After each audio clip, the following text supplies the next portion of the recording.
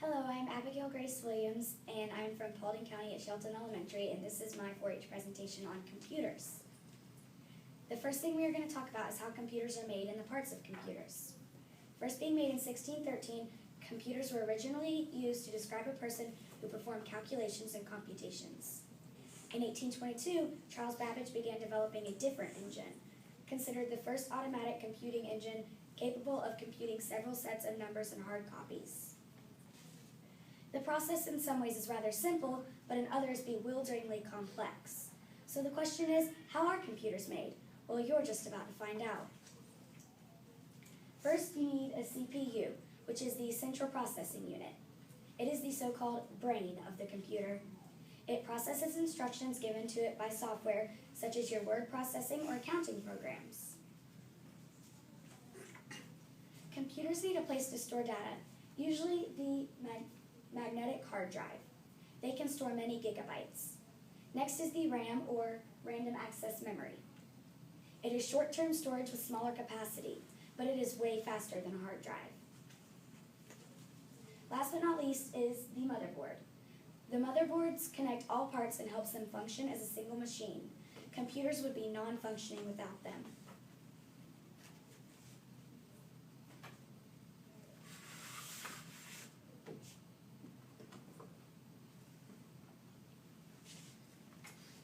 Next, we're going to talk about how computers have changed over time. Not many people use the first computers. In the first years of computers, you had to know very complicated commands to get the results you wanted.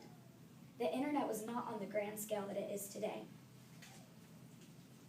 The size of computers has changed drastically throughout the years. Some are still bulky, but smaller ones are easier to handle.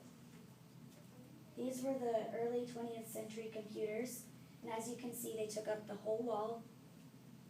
This is the 1970s computer. It got smaller, but it was still bulky. And this is the 21st century desktop computer and the laptop.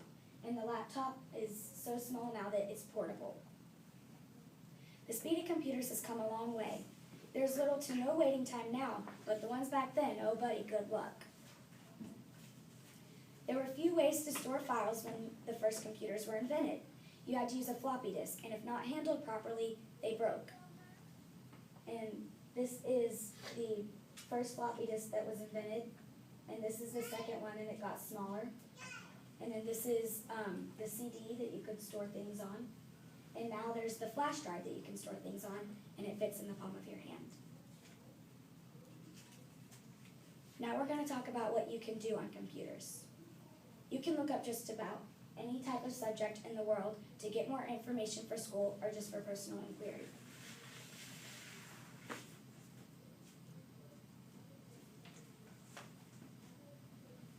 You can play interactive games with others from all around the world. You can do just about any type of shopping without ever having to leave your home. You can play music, compose music, video chat, or email with anybody around the world. You can edit pictures, make movies, and publish your creations for the entire world to see. You can get a high school or college diploma online entirely without ever having to leave your home.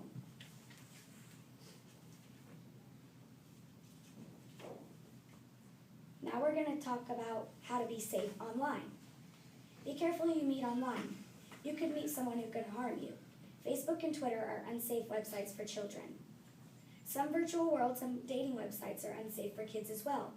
You may meet an adult posing as a child. Never share personal info like your name, address, birthday, or favorite hobbies. Those are all ways that people can track you down. Always make up difficult passwords to accounts so nobody can figure them out and hack into your accounts. Never trust pop-up ads like you just want a brand new iPhone. Always look for the fine print at the bottom. When you look up information on search engines such as Google, make sure the info is accurate before sharing it with friends or writing it in a report for school. I hope you learned a little something or two about computers.